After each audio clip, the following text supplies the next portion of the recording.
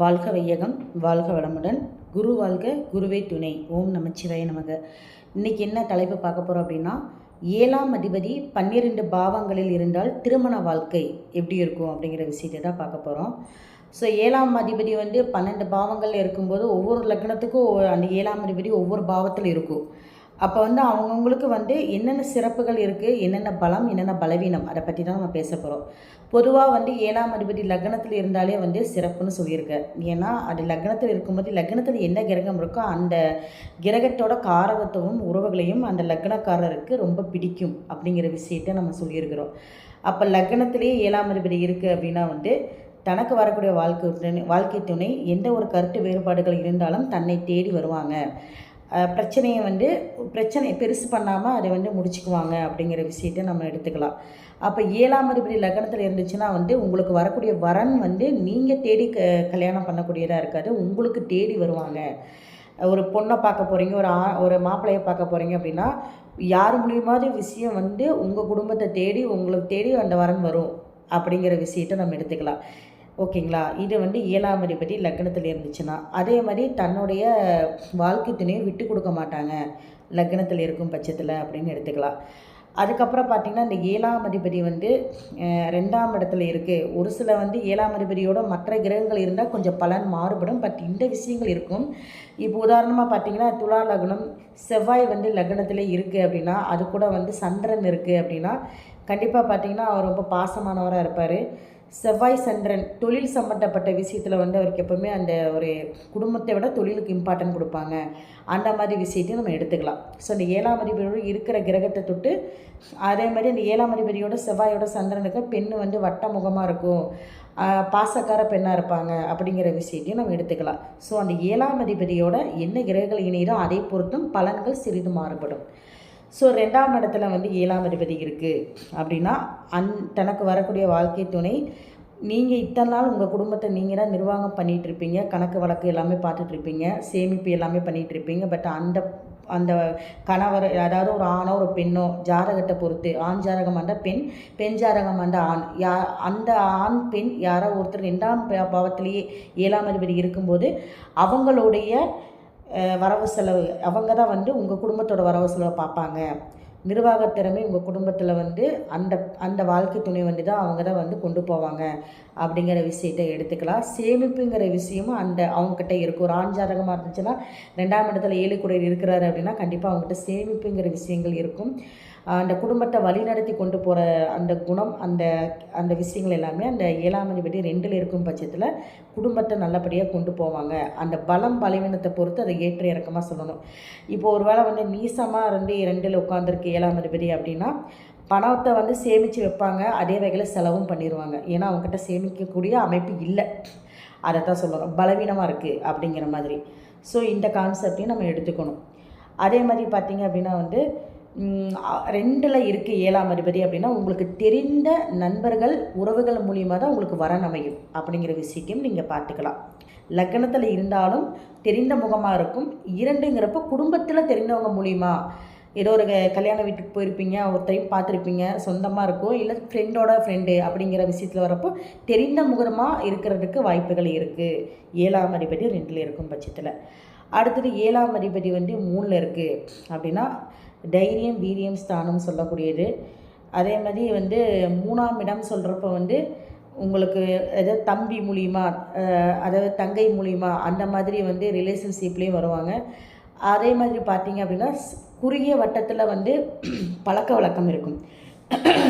பழக்க வழக்கம் குறுகிய வட்டத்தில் இருக்கும்போது அந்த மாதிரி தெரிஞ்சவங்க மூலிமா கூட உங்களுக்கு வரன் அமையும் அப்படின்னு சொல்லலாம். ஓகேங்களா? அந்த 3ஆம் இடத்துல இருக்காங்க அப்படின்னா திருமண வாழ்க்கை எப்படி இருக்கும் அப்படின்னா அவங்க எப்போவுமே பார்த்திங்கன்னா எந்த விஷயத்தையும் 3ஆம் இடங்கிறது தைரியமாக எந்த விஷயத்தையும் எடுக்கணும்னு சொல்லுவாங்க. முயற்சிகள் நிறையா பண்ணுவாங்க. ஒரு தொழில் ரீதியாக இருக்கட்டும், ஒரு குடும்ப வளர்ச்சிக்காக இருக்கட்டும், எதாக இருந்தாலும் முயற்சிகள் அதிகம் பண்ணுறதுக்கு அவங்க இம்பார்ட்டன்ட் கொடுப்பாங்க வாழ்க்கை துணை அப்படிங்கிற விஷயத்தை எடுத்துக்கலாம். சரிங்களா? அடுத்தது 4ஆம் இடத்துல 7ஆம் அதிபதி இருக்குது அப்படின்னா 4க்கு 7 7ஆம் இடங்கிறப்ப என்ன நடக்கும் அப்படின்னா தொழில் சம்மந்தப்பட்ட விஷயத்தில் கொஞ்சம் ஈடுபாடு அவங்களுக்கு இருக்கும். அதே மாதிரி பார்த்திங்க அப்படின்னா உங்களுடைய அம்மா அப்படின்னு எடுத்துக்கக்கூடிய இடம் தான் 4ஆம் இடம். அது வந்து 4ஆம் பாவத்தில் வந்து அது பகை கிரகமாக இல்லாமல் இருக்குது அப்படின்னா கண்டிப்பாக அவங்க வந்து நல்லா பார்த்துக்கக்கூடியவங்களாக இருப்பாங்க மாமியாவை அப்படிங்கிற விஷயத்தை நம்ம எடுத்துக்கலாம். அவங்களுக்கு வந்து உங்களுக்கு அம்மா வந்து 4ஆம் இடம், அவங்க போய் அந்த இடத்துல உட்காரும்போது அந்த அம்மாங்கிற விஷயம் உதாரணமாக பார்த்தீங்க அப்படின்னா வந்து துலா லக்னமே எடுத்துக்கிங்களே, 4ஆம் இடம் சனி, 7ஆம் இடம் செவ்வாய். ஸோ சனி செவ்வாய் பகை கிரகம். அப்போ என்னென்னா வந்து உங்களுக்கு உங்களோட அம்மாவை வந்து அவங்க நல்லா பார்த்துக்குவாங்களா அப்படிங்கிறப்ப வந்து சில சங்கடங்கள் பிரச்சனைகளோட தான் போகும். ஏன்னா பகை கிரகமாக போயிடுச்சு. பட் அந்த இடத்துல இருக்கிறனால வந்து பார்த்துக்குவாங்க. பெருசாக வந்து எதிர்பார்த்துக்க வேண்டியதில்லை. அவங்க பார்ப்பாங்கிற எதிர்பார்ப்பை நீங்கள் குறைச்சிக்கிறது நல்லது. அந்த மாதிரி தான் வந்து இருப்பாங்க. இன்னொன்று 7ஆம் அதிபதி 4ஆம் இடத்துல இருக்கிறனால வந்து உங்களுக்கு சந்தோஷத்தை கொடுக்கக்கூடிய இடத்துல வந்து அவங்க இருக்காங்க. 4ஆம் இடங்கிறது மன மகிழ்ச்சி. அப்போ வந்து என்ன எதிர்பார்ப்புகள் அப்படின்னு எடுத்து அதுக்கு தகுந்த மாதிரி உங்களோட விஷயத்தை அவங்க பூர்த்தி பண்ணுவாங்க. வாகனம் விஷயத்தில் இருந்தாலும் சரி, வீடு விஷயத்திலும் அவங்களோட எந்த ஒரு கோரிக்கையும் முன்னோக்கியே இருக்கும்னு சொல்லலாம். இப்போ ஒரு வண்டியே வாங்க போகிறீங்கன்னா 4ஆம் இடத்துல அவங்க இருக்கும்போது அவங்களுக்கு பிடித்த மாதிரி வாங்குற மாதிரி தான் நீங்கள் யோசிப்பீங்க. ஒரு வீடு கட்டுறதுனாலும் அவங்களுக்கு பிடிச்ச மாதிரி தான் வந்து எல்லாமே வந்து பிளான் பண்ணுவீங்க. ஸோ அந்த மாதிரி வரும் 7ஆம் அதிபதி 4ல் இருக்கும்போது. சரிங்களா? ஒரு சில பேர்த்துக்கு வந்து மறு திருமணம் கூட வந்து ஃபஸ்ட்டு திருமண வாழ்க்கை சரியில்லைன்னா மறு திருமணம் நடக்கிறதுக்கு 4ஆம் அதிபதி 4ஆம் இடம் தான் வந்து பாவம் தான் நடத்தி வைக்கும். பெற்றோர்கள் சம்மதித்து நடத்தி வைக்க வேண்டிய திருமணம் எல்லாமே 4ஆம் இடம் தான். அவங்க சம்மதிக்கணும் அப்படின்னா 2ஆம் கல்யாணத்துக்கு 4ஆம் இடம் வந்து சிறப்பு. 4ஆம் இடம் நல்லா இருந்துச்சுன்னா அந்த விஷயங்கள் நடக்கும். 7ஆம் அதிபதி கெட்டு போய் 2ஆம் அதிபதியும் கெட்டு போய் 11ஆம் இடம் அதிபதி வந்து ஆட்சி உச்சமாகி அதோட தசாபுத்தி நடக்கும்போது 4ஆம் பாவத்தில் வந்து கனெக்ஷன் ஆச்சு அப்படின்னா கண்டிப்பாக பெற்றோர்களோட மூலியமாக தான் திருமணம் நடக்கும் அப்படிங்கிற விஷயத்தை நம்ம எடுத்துக்கலாம். ஓகேங்களா? ஸோ அடுத்தது 5ஆம் இடத்துல வந்து 7ஆம் அதிபதி இருந்தால் 5ஆம் இடத்துல 7ஆம் அதிபதி இருக்கிறப்ப பார்த்திங்கன்னா வந்து புத்திஸ்தானம் சொல்லக்கூடிய இடத்துல தான் வந்து கணவரோ மனைவியோ வந்து அமைகிறாங்க. இவங்களுக்கு ஒரு சில விஷயம் ஐடியா கொடுக்கறது அந்த மாதிரிலாம் வந்து வரக்கூடிய வாழ்க்கை துணையாக இருப்பாங்கன்னு சொல்லலாம். அதே மாதிரி பூர்வீகத்தை வந்து கொஞ்சம் விரும்பக்கூடியவங்களாக இருப்பாங்க அப்படிங்கிற விஷயத்தையும் சொல்லலாம். அப்புறம் பார்த்திங்கன்னா குழந்தைங்கன்னா ரொம்ப பிடிக்கும். இப்போ 5ஆம் இடத்துல 7ஆம் அதிபதி இருக்குது அப்படின்னா முதல் குழந்தையை வந்து ரொம்ப பிடிக்கும் தன்னுடைய கணவருக்கோ மனைவிக்கோ அப்படிங்கிற விஷயத்தையும் நம்ம எடுத்துக்கலாம். ஸோ அந்த மாதிரி இருக்கும். 5ஆம் இடத்துல வந்து அமர்றது ரொம்ப நல்ல விஷயந்தான். திரிகோணம் கேந்திரத்தில் வந்து 7ஆம் அதிபதி அமர்ந்தால் நல்ல விஷயந்தான். மறைவு ஸ்தானங்கள் அமையும் போது மட்டும்தான் கருத்து வேறுபாடுகள் வர்றதுக்கு வாய்ப்புகள் இருக்கே தவிர இந்த மாதிரி இடத்துல அமையும் போது நிறைய விஷயங்கள் வந்து அண்டர்ஸ்டாண்ட் பண்ணிக்குவாங்க அப்படிங்கிறத நம்ம எடுத்துக்கலாம். ஸோ 5ஆம் பாவத்தில் அமையும்போது தன்னுடைய மனைவி வந்ததுக்கப்புறம் பூர்வீகத்தை தொட்டு வளர்ச்சி வர்றது, 4ஆம் பாவங்கிறது தான் மனைவி வந்ததுக்கப்புறம் வீடு வாங்குறது, வாகனம் வாங்குறது, இந்த மாதிரி விஷயம் எல்லாமே வந்து இம்பார்ட்டண்ட்டாக பண்ணுவாங்க அப்படிங்கிறத எடுத்துக்கலாம். அடுத்தது பார்த்திங்க அப்படின்னா 6ஆம் இடம். 6ஆம் இடத்துல போய் 7ஆம் அதிபதி இருக்கும்போது 7க்கு 12 வருது. ஸோ கண்டிப்பாக வந்து 2 விஷயங்கள் இருக்குது. ஒன்று அவங்களுக்கு வந்து உடல் சார்ந்த பிரச்சனைகள், நோய் சம்மந்தப்பட்ட பிரச்சனைகள் ஏதோ ஒன்று இருக்கிறதுக்கு வாய்ப்புகள் இருக்குது. 6ஆம் இடம்ங்கிறது நோய், கடன், வழக்கு, வம்பு. ஸோ நமக்கு 7ஆம் அதிபதி பற்றி மட்டும்தான் பேச போகிறோம். அப்படிங்கிறப்போ உங்களுக்கு வரக்கூடிய மனைவி ஏதாவது தொந்தரவுகள் இருக்கக்கூடிய டேப்லெட் எதுவும் சாப்பிட்ருக்கிற மாதிரி அந்த தசாபுத்தி நடக்கும்போது அந்த மாதிரி அமைப்போடு வருவாங்கன்னு சொல்லலாம். எகெயின் பார்த்திங்கன்னா 6ஆம் இடத்துல 7 கூட இருந்தால் வேலைக்கு போயிட்டுருக்க மனைவியோ இல்லை கணவரோ, அதாவது வரன் பார்க்கும்போது 6ஆம் இடத்துல இருக்குது. ஒருவேளை ஆட்சி உச்சமாக 6ஆம் இடத்துலையே வந்து 7ஆம் அதிபதி இருக்குது அப்படின்னா கண்டிப்பாக தொழிலில் வந்து வேலையில் வந்து அவங்களுக்கு ஒரு பேர் இருக்கும் அப்படின்னு தாராளமாக சொல்லலாம். வேலைக்கு போகிற இடத்துல அவங்களுக்கும் ஒரு பேர் இருக்கும். அந்த வேலையை வந்து ரொம்ப சின்சியராக செய்வாங்க அப்படிங்கிற விஷயத்தையும் நம்ம எடுத்துக்கலாம். ஆனால் கருத்து வேறுபாடுகள் கண்டிப்பாக வரும். ஏன்னா லக்னத்துக்கு 6ல் போய் மறைகிறாரு. ஒருவேளை அந்த 6க்கு லக்னாதிபதி வந்து சப்தமாக பார்வை இல்லை வந்து டிகிரியில் எதோ சேருது அப்படின்னா ஓரளவுக்கு அந்த வாழ்க்கையை வந்து தொட்டு போயிட்டுருக்கும். அது பெருசாக வந்து பிரச்சனையை கொடுக்காது அப்படிங்கிற விஷயத்தை நம்ம எடுத்துக்கலாம். ஸோ 6ஆம் அதிபதியாக இருக்கும் பட்சத்தில் 6ஆம் அதிபதி திசை நடந்தால் மட்டும்தான் அந்த திசையில் அவங்களுக்கு ஹெல்த் சம்மந்தப்பட்ட பிரச்சனைகள் வர்றதுக்கு வாய்ப்புகள் இருக்குது. இல்லை அவங்க ஏதோ ஒரு கடன் வாங்கி ஒரு விஷயத்தை பண்ணுறது, அவங்க பேரில் கடன் வாங்குறது, 7ஆம் அதிபதி 6ல் இருந்தால் அவங்க பேரில் கடன் வாங்கி ஒரு விஷயத்தை பண்ணுறது, ப்ராப்பர்ட்டி, வாகனம் சம்மந்தப்பட்ட விஷயங்கள் ஏதாவது நம்ம மூவ் பண்ணால் ரொம்ப நல்லது அப்படின்னு எடுத்துக்கலாம். அந்த மாதிரி தான் வந்து திருமண வாழ்க்கையை பொறுத்தவரை பார்த்தோம்னா தொழில் சார்ந்த அவங்களோட வேலை சார்ந்த விஷயமாக அவங்க இம்பார்ட்டன்ட் கொடுப்பாங்க. மற்றபடி பார்த்திங்க அப்படின்னா வந்து கருத்து வேறுபாடுகள் இருக்கும். அதே மாதிரி சின்ன சின்ன பிரச்சனைகள், நோய் சம்மந்தப்பட்ட பிரச்சனைகள் வந்துகிட்டே இருக்கும்னு சொல்லலாம். ஸோ இதெல்லாம் கவனிக்கப்படணும். அடுத்தது 7ஆம் அதிபதி 7லேயே இருக்குது. அப்படின்னா அவங்களுக்கு வந்து எப்படின்னா கண்டிப்பாக லக்னத்தை பார்க்கும். 7ஆம் அதிபதி 7ல் இருந்துச்சுன்னா நல்ல விஷயந்தான் இது. செவ்வாய் தோஷம் அந்த மாதிரி சம்மந்தப்பட்ட விஷயமா இருந்தாலும் 7 8ல் செவ்வாய் இருந்தால் அதுக்கு தகுந்த மாதிரி தான் நம்ம பார்த்து திருமணம் பண்ணணும். அப்போ 7ஆம் இடத்துல வந்து 7ஆம் அதிபதி இருக்குது அப்படின்னா அது காரக பாவனாஸ்திங்கிறது விதிவிலக்கு நிறையா இருக்குது. ஸோ அதில் நம்ம பேச வரல. 7ல் வந்து இருக்கும்போது லக்னத்தை பார்க்கும். அப்போ வந்து கண்டிப்பாக தனக்கு வரக்கூடிய வாழ்க்கை துணையை நல்லா பார்த்துக்குவாங்க. அவங்களோட விஷயத்தை எல்லாமே வந்து கவனித்து பண்ணுவாங்க. பரஸ்பரமான ஒரு பாசம் அவங்க மேலே இருக்கும் அப்படிங்கிற விஷயத்தையும் சொல்லலாம். ஸோ 7ஆம் அதிபதி 7ல் இருக்கிறது ஒரு வகையில் நல்லது தான். அவங்களுக்கு வந்து என்னென்னா வெளி உலக பழக்க வழக்கங்கள் இன்னொன்று பார்த்திங்கன்னா 7ஆம் அதிபதி 7ல் இருந்தால் பார்ட்னர்ஷிப் தொழிலில் வந்து அவங்கள வந்து செஞ்சுக்கலாம். அதாவது வேலை விஷயமாக அவங்கள வந்து ஜாயின் பண்ணி அவங்க மூலிமா வந்து 2 பேருமே ஹஸ்பண்ட் ஒய்ஃப் பார்ட்னர்ஷிப்பில் வந்து வேலை செய்கிறது, இந்த மாதிரி விஷயம்லாம் செய்கிறதுக்கு வந்து 7ஆம் அதிபதி 7ல் இருந்து அது பகை கிரகமாக இல்லாமல் லக்னத்தை பார்த்துச்சுன்னா ரொம்ப சிறப்பு அப்படிங்கிற விஷயத்தை எடுத்துக்கலாம். பகை கிரகமாக இருக்கக்கூடாது. அதே சமயத்தில் 7ஆம் லக்னத்தை பார்க்குறதோடு இல்லாமல் லக்னாதிபதிக்கு 7ஆம் அதிபதி மறையக்கூடாது. அப்படி இருந்தால் தான் பார்ட்னர்ஷிப்பில் வந்து உங்களுக்கு வேலை விஷயமா இருக்கட்டும் எதாக இருந்தாலுமே சிறப்பாக இருக்கும் அப்படிங்கிறத எடுத்துக்கலாம். அடுத்தது 8ஆம் அதிபதி. ஸோ 8ஆம் அதிபதி வந்து 7ல் இருக்குது அப்படின்னா மாங்கல்ய ஸ்தானம் 7ல் இருக்குங்கிற பட்சத்தில் ஒரு சிலர் பார்த்திங்கன்னா திருமணம் ஃபிக்ஸ் பண்ணியிருப்பாங்க. டக்குன்னு ஏதோ ஒரு நெகட்டிவான விஷயங்கள் நடந்து கர்மா ஒரு மாதிரி விஷயங்கள் நடந்து அதுக்கப்புறம் வந்து திருமணம் பண்ணுறது இதெல்லாம் பார்த்திங்கன்னா 8ஆம் இடத்தோட வேலை தான். அந்த மாதிரி இருக்குன்னு சொல்லலாம். ஸோ 7ஆம் இடத்துல 8 கூடையோர் 7ல் இருக்கும் பட்சத்தில் வந்து 7ஆம் அதிபதி 8ல் இருக்குது அப்படின்னா கண்டிப்பாக திருமணம் கொஞ்சம் லேட்டாக பண்ணுறது ரொம்ப சிறப்பு. அதே மாதிரி பார்த்திங்கன்னா வந்து புரிதல் தன்மை கொஞ்சம் குறைவாக இருக்கும். நான் சொன்ன மாதிரி 8ல் இருந்து ஆட்சி உச்சம்னா அதோட கணக்கே வேறு மாதிரி இருக்கும்.